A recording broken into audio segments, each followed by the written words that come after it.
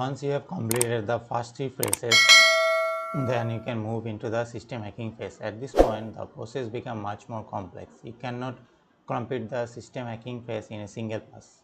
It involves using a methodical approach that includes cracking password, escalating privileges, executing application, hiding files, covering tracks, concealing evidence, and then pushing into a more involved attack. So, what is password cracking? So, in the enumeration phase, you collected a wealth of information including username. These username are important now because they give you something on which to focus on your attack more closely. You use your password cracking to obtain the credential of a given account with the intention of using the account to gain authorized access to the system under the guise of legitimate user. To fully grasp of password hacking, the popular first step is to gaining access. So let's first look at the function of password. A password is designed to be something an individual that can remember easily, but at the same time not something that can be easily guessed or broken. So here are the couple of the things that you can use for these password cracking techniques. First one is dictionary attacks. An attack of these types takes the form of password cracking application that has a dictionary file loaded into it. Then brute force attack. So in these types of attack, every possible combination of character is attempted until the correct one is uncovered. Hybrid attack. So this form of password attack builds on the dictionary attack but with additional stuff as a part of the process. C-level attack. These types of attack is combination of a brute force attack and a dictionary attack. Rule-based attack. So this could be considered as an advanced attack. It assumes that the user has created a password using the information the attacker has some knowledge ahead of his time, such as phrases and digit of the number of the user they have tendency to use. Active online attacks. The attack in this category are more aggressive than passive attack because the process requires deeper engagement with the target attack. So attacker using this approach are targeting a victim with the intention of breaking a password. And the last one is offline attack. These types of attack is designed to prey on the weaknesses not of password but the way they are stored, because password must be stored in some format and an attacker seeks to obtain them where they are stored by exploiting poor security or weaknesses inherited in the system. So let's now talk man in the middle. During these types of attack, two parties are communicating with one another and a third party inserts itself into the conversation and attempts to alter or eavesdrop on the communication. In order to fully successful, the attacker must be able to sniff traffic from both parties at the same time. So there are utilities that are available to perform man in the middle attack, including SSL strip, burp suit, and beef, which is browser exploitable framework. Man in the middle attack commonly target vulnerable protocols and wireless technologies. Protocols such as Telnet and FTP are particularly vulnerable to these types of attack. However, such attacks are tricky to carry out and can result in a invalidated traffic. So let's now talk about privilege escalation.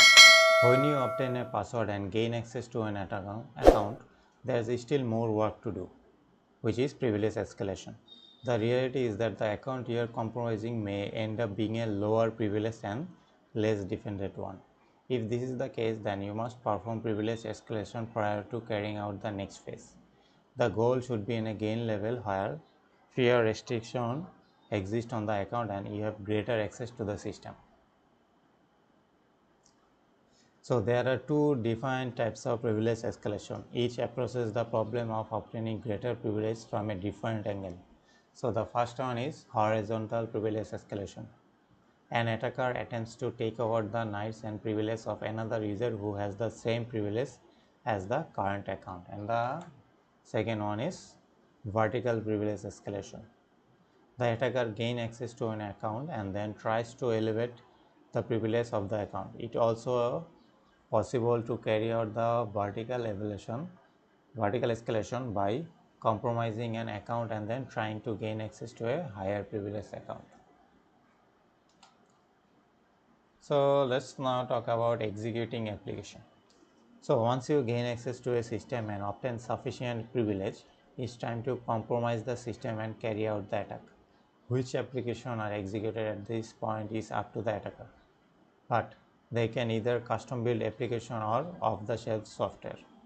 So the attacker execute different application on a system with a specific goal in mind. So the first one is backdoor. So application of these types are designed to compromise the system in a such a way that allow later access to take place. An attacker that can cause this backdoor later to attack the system. Backdoors can come in the form of rootkits, trojans, and similar types of backdoors. They can even include software in the form of trojans. Crackers. Any software that fit into this category is characterized by the ability to crack code or obtain password. Keyloggers. Keyloggers are hardware or software device that used to gain information entered via the keyboard. And the last one is malware. This is any types of software designed to capture information, alter them, or compromise the system. So, and the last thing in this system hacking is covering your track. This is the important part. Once you have penetrated a system and installed software or run some script, the next step is to clean up after yourself or covering your trap. The purpose of this phase is to prevent your attack from being easily discovered by using various techniques to hide red flags and other signs. So the first one is disabling auditing. One of the best ways to prevent being discovered is to leave no tracks at all. And one of the best ways to do it is to prevent any tracks from being created or at least minimize the amount of evidence. When you are trying not to leave tracks, a good starting point is altering the way events are logged onto the targeted system. There are other ways to hide evidence of an attack, including hiding the file placed on the system such as exe file, script, and other data. Operating systems such as Windows provide many methods that you can use to hide files, including file attributes and alternate data streams. And the last one is alternate data streams. A very effective method of hiding data on the Windows system is also one of the lesser known ones. Alternate data stream is a part of the NTFS that has been since 1990s.